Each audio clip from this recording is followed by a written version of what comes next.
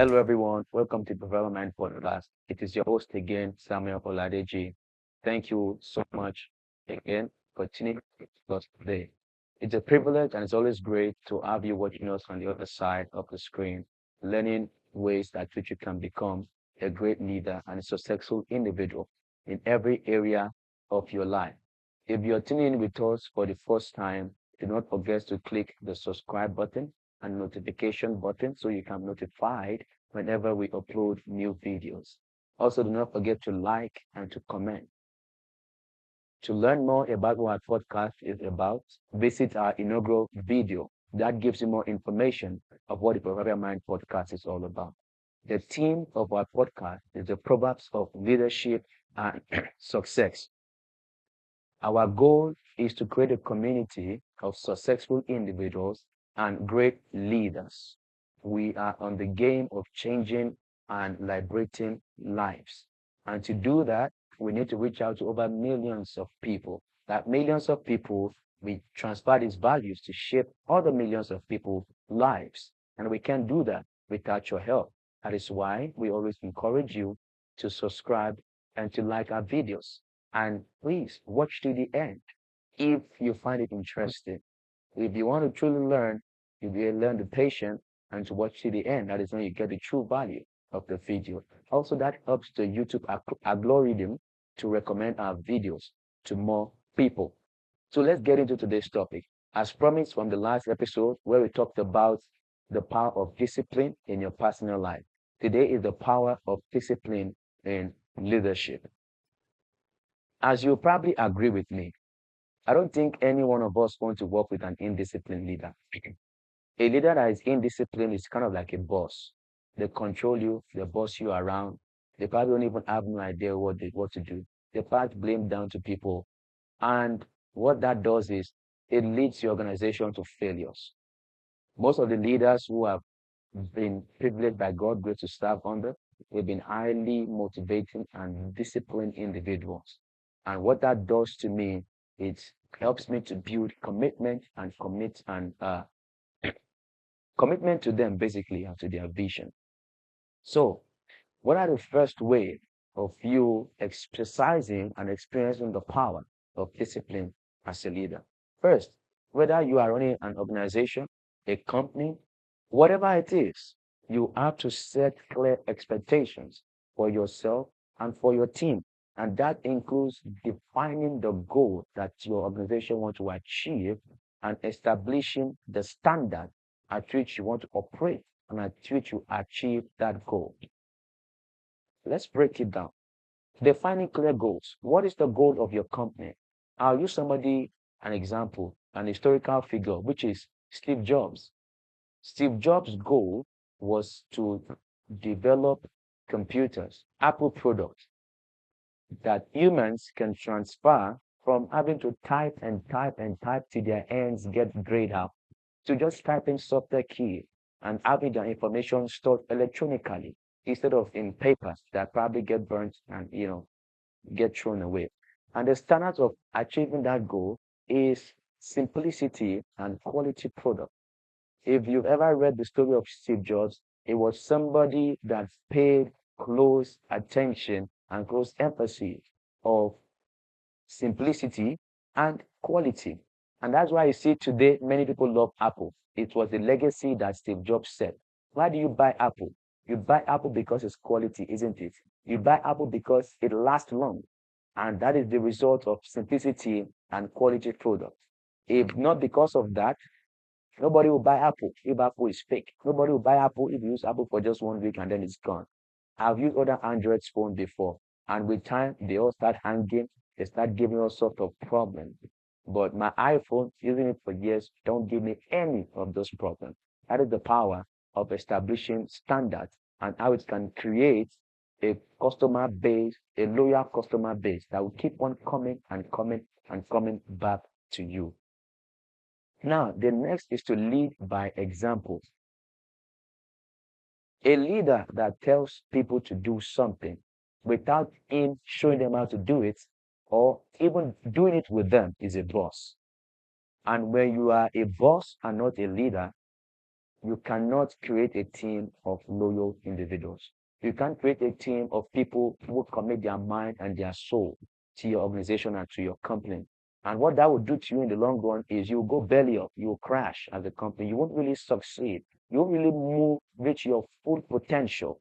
Yes, you might get by a little bit by preying on the people's economical needs, but you would be cheating yourself of a lot of innovative abilities that your company would have gotten if you are actually a leader who leads by example, who does good things.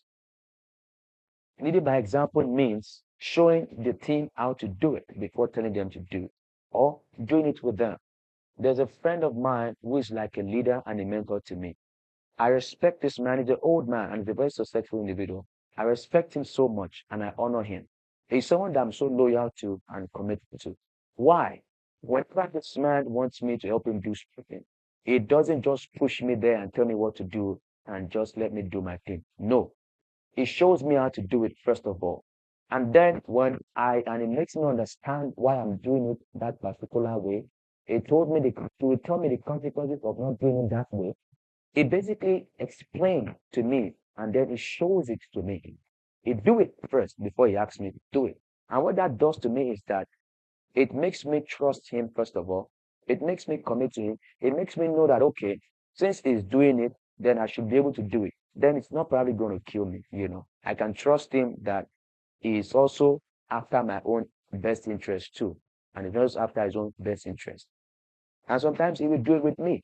We will do it together and I will learn on the job. This made me commit to this man. And there are some times that, I don't even necessarily need him to pay me or whatever. I just do it out of love, out of care, because of the way he makes me feel. He helped me to learn a lot of things because he shows me how to do it and it teaches me. That is the power of leading by example. It builds loyalty and commitment from your team. And once your team are loyal and committed to you, they give you their best.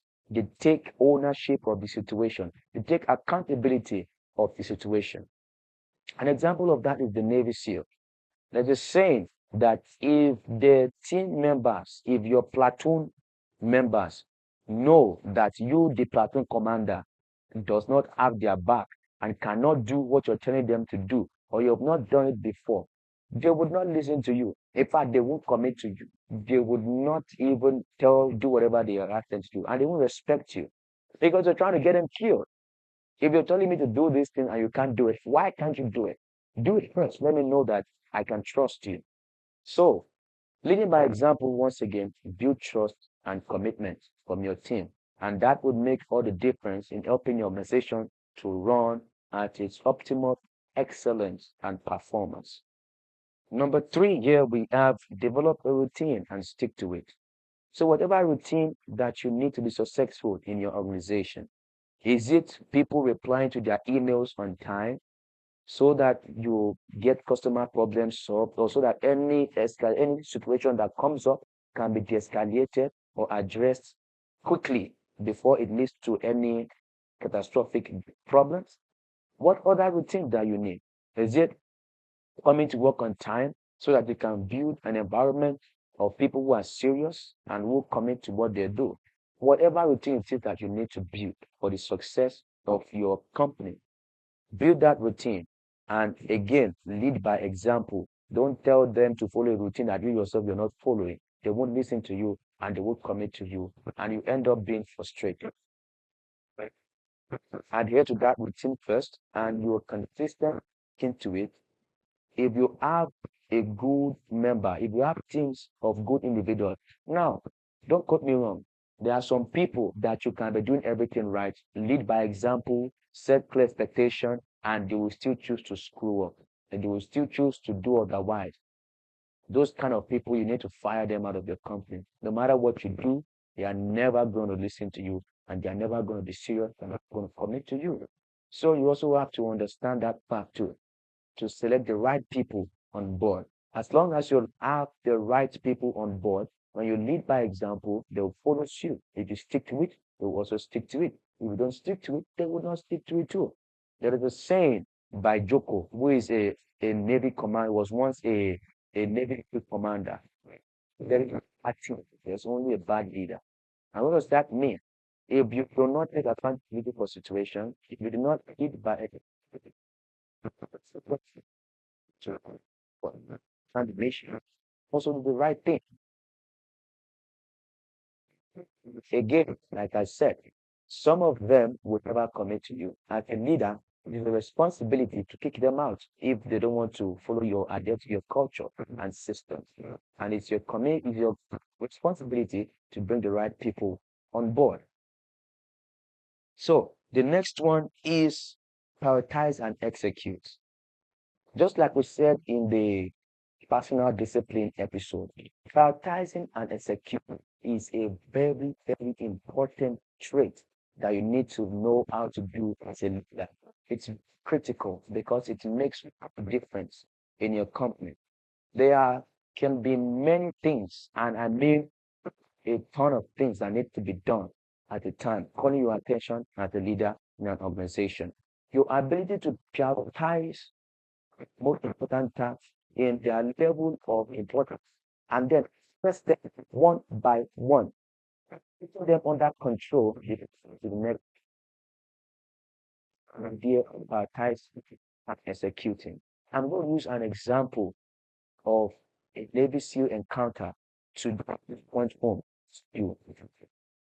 There are some Navy SEALs that were serving in South Central Ramadi. It's a city in Iraq. It's a city known for notorious murder. And these murder are called criminals, that the Al Qaeda group. So that means it's a deadly fatal. Any mistake you have, artists, soldiers losing their lives and all that. So you have to be sound and to provide people. Otherwise, you put yourself and your wife will be dead before the end of the day. They went on a patrol one day and were looking for tactical advantage positions to position themselves in order to carry reconnaissance on enemy's location and the home. Try to launch an attack to them and disable it so that they can get as much people out of the city and so that the city of Ramadi and the citizens of Iraqi can have peace. And how do they do that? Usually when they go on patrol, the main thing they're trying to look for is a location that offers the best tactical advantage. And that is easier said than done because there are some buildings that have very, very not favorable tactical, conditions. This is where prioritizing and executing also come. You have to understand that all the dots might not fall in the circle, but how do you mitigate the risk that will provide the least casualty as much as possible? That is the main key. So after searching many buildings, they realized that there was only one building that can offer them the best tactical advantage. And the downside, only one downside with that building, the building has only one exit. And that means that should in case they experience an ambush by the merged terrorist people, their chances of survival is very flat because they will probably get assassinated or IED inside that building. And IEDs are very, very deadly explosive materials. There's possibility that the team, the merged people, could put ID at the exit door for them, and them not knowing coming out can just boom, blow up. To solve that problem, the commander told some people to keep watch of the entrance. If there's any change in that entrance, then it means that an ID has probably been planted in there. While the rest people perform the reconnaissance and the patrol they're supposed to do in that zone. It was not time for them to leave after the end of the day. The commander asked them to look at the zone and they realized that there was an ID at the exit door. Now they are screwed. How can they get out of that building? They thought about what to do. In the process of trying to create an escape route, something else happened. One of the Navy SEALs, in the event of trying to implement their tools together to evacuate the building, he fell down to the street. He did not know that the rope he was standing upon was weak. As a result, he fell 20 feet down to the ground and he landed on his back, luckily for him, But the place it fell was a very, very open space, open street. And if the mud should come there, he has no chance of survival. He will be dead. The other challenge they had was that the door that they were supposed to use to access the stairs that would get them downstairs to the other exit route they created for themselves was locked by some very, very savage metal iron rod. Now they have three problems. One Navy SEAL is down on the ground, exposed to enemy attack, very, very vulnerable to enemy attack, no tactical advantage in his current location. There's an IED on the door, and the other escape route they're supposed to use to go out. There's an iron rod there. So, which one is the most important task? Well, you might say, save the Navy SEAL on the ground first. Remember, the goal is to reduce casualties as much as possible. Just going down there to save that Navy SEAL might not be the wisest thing to do, because if the enemies come to them, they are all going to be gone. These enemies don't come in 10, they don't come in 50. And you're talking about probably hundreds. And the platoons are usually made up of around 8 men. So how do you 8 men just take down 100 people in a zero tactical advantage location? In that moment, as a leader, you already, there's no how you not become tensed. There's no how you not become frustrated and agitated and lost control. And the moment you do that, you're probably not going to make the best decision. And which brings us to the habit of calmness, staying calm within the crisis. The commander, following his training, stayed calm as much as possible. And then he told the team, first of all, secure the parameters, secure everywhere. Make sure there is eyes on all direction and gun pointing on all direction, so that any enemy that surface will be killed on contact. Number two, break through that door that we need to use to move to a safe place. When those two things were in place, then they went down to pick the Navy SEAL that was lying on the ground. Again, all parameters were secured. At that point, the tactical advantage was very high, and we were able to get the Navy SEAL to safety, and they all returned to base. You see that procedure. Initially, it would have looked, saving the Navy SEAL first would have been the most wisest thing, but that makes them very, very vulnerable to enemy attack. So that gives us the picture of what prioritize and execute is all about. When you understand this phenomenon, you have the best advantage to drive your company and organization to success without compromise. Now, the next point we're going to talk about is practicing self-control. Again, I've talked a little bit about that when I talked about being calm even within the crisis. But there are more to self-control. When we're talking about self-control, a leader that is calm under pressure, a leader that does not take out his anger on his team member, understand that where two or more people are gathered, there will definitely be disagreement. As a leader, do you have the self-control, the ability to stay calm and ensure that everybody are doing the right thing at the right time? Your teams will get you angry, they'll frustrate you. But how do you address the situation? How do you do the right thing rather than reacting? How do you act instead of reacting? That is the power of the importance of self-control there. Knowing how to handle situations. When your teams get you angry, you don't just lash out at them and blast them up. When somebody gets you upset, you don't just start keeping malice and maybe giving them the most difficult task as a result of that, which is, what ego can do. How to put your ego in check, especially for men. This is very, very important in your ability to build self-discipline, self-discipline as a leader. Self-control is a very important key. Next, we're going to talk about taking ownership and accountability.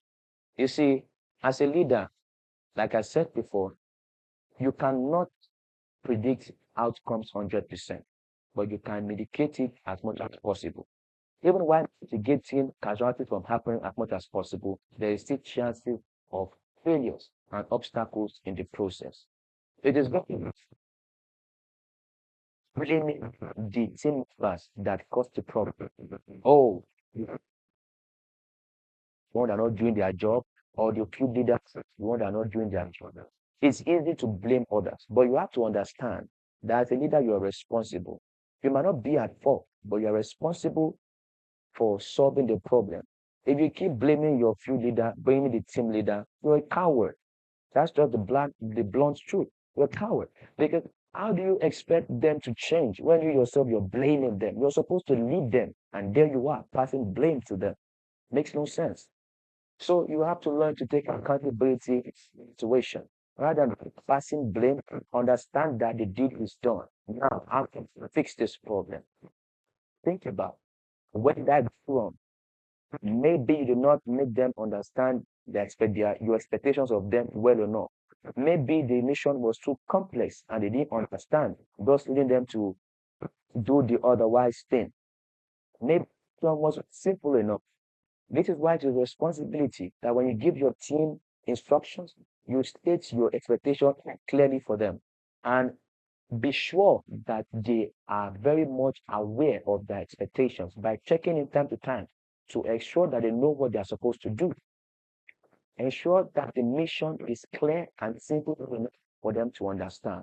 And be prepared for things to go wrong because it could go wrong. When it go wrong, still look within yourself and see what you did wrong, how you can do better as a leader, and overall, how you can fix the problem, not blaming others. When you blame others, your circuit thinking of your part of your brain that tells you what to do, your circuit of thinking that makes you come up with ideas and strategies to solve that problem is off at that time. All you are just thinking is being defensive. And at that point, are you even helping yourself? No, are you helping your company? And that will lead to fatal failure. That is why taking accountability as a leader is very important. Next, we talk about continuous learning. Nobody's an iota of wisdom. If you think you know it all, you're already gone. You're lost. Because the world keeps evolving every day. There's new technologies, there's new ways, new things every day. So you have to consistently educate yourself by reading books, taking courses, whatever it is that you can use to stay at the top of your game in your industry, in your leadership skills, keep investing in it. Also, foster and a learning environment. Encourage your team members to always learn. If you're enrolling them in courses on their respective department and the industry in general, so that you can help them to learn their work better. Learning again is power. Knowledge is power and it can transform things. Now we go to motivate and inspire. When that you are able to share the vision of the company with your team members. Many times during times of trials and frustration and when things don't go right, it's always very easy to go weary. But when you remind yourself of the vision of what you're working for, the mission, the mental image, if you are able to recreate that mental image in the mind of your team members, it motivates them. You can go back to our video on vision, on visionary leadership, and our vision helps in motivating you in times of trials and tribulations. So, how do you inspire a shared vision to your member to keep them motivated in wanting to achieve that mission? Now, the inspire side of the coin is recognizing their efforts. Don't be that guy that is always bashing them, or you don't ever give them credit for whatever they do, or you don't ever recognize them. No, build a system that recognizes their effort, encourages them to do even better by recognizing what they do, acknowledge it, give them the credit, praise them for it. This helps them emotionally, mentally, and it also helps their morale to even want to continue to do better and do more to that company. It's a human psychology.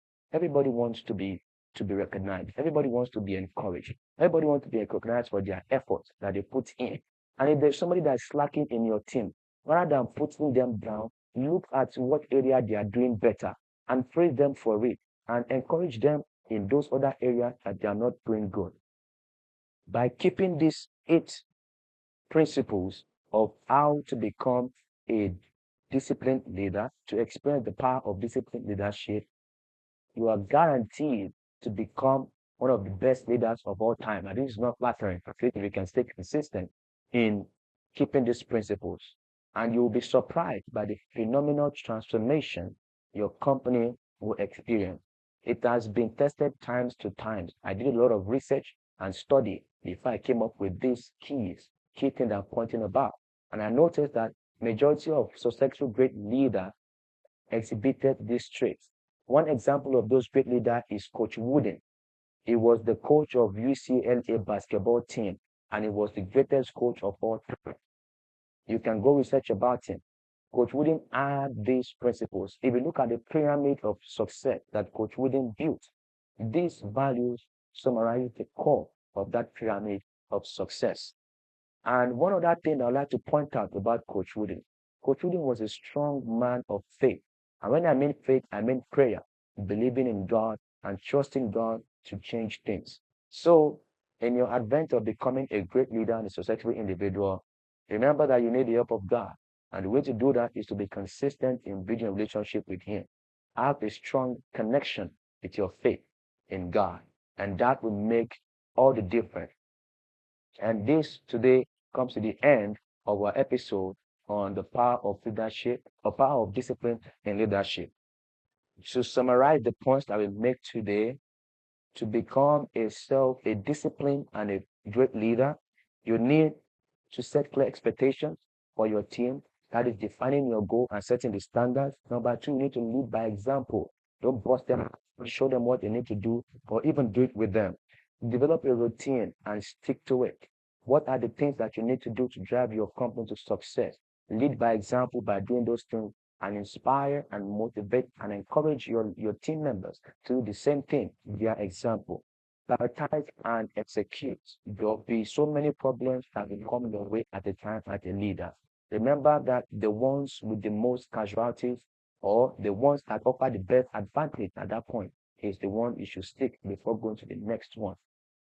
Your vision should not just only be short term, but also be long term. The next one, practice self-control. Very, very important as a leader. A man without self-control is not a man. A leader without self-control is not a leader.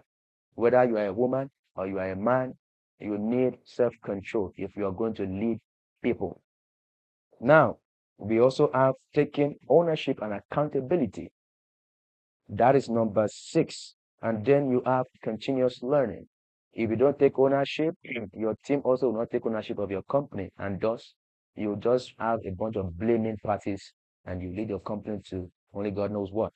Continuous learning, invest in building and developing your knowledge. Knowledge is power. And lastly, motivate and inspire. Inspire a shared vision and recognize your team members for their efforts. And this concludes the episode of the power of discipline in leadership. Again, if you have enjoyed this content that we give to you, if you find it helpful and valuable, do not forget to subscribe. Do not forget to hit the notification button and leave us a comment down below on how we did and what more you want to learn on ways at which you can become successful and be a great leader. Also, click the notification button if you have not already done that. That way, you can be notified when we upload more content. Again, if you are a new member, please go watch our inaugural episodes to learn more of ways you can become a great leader and successful individual. So there are a lot of great contents we have posted initially. Again, there are qualities of what makes a great leader, the power of the mind, the law of mind, mindset, and visionary leadership. So go back to check these episodes. And we hope that in this journey, the Lord will help us to inspire you and to bless you and to transform your life. Our goal is to impact millions of people, and we can't do it without you. And this, my friend, comes to the end of the episode. Thank you once again for tuning in with us. It is your host, Samuel Oladeji.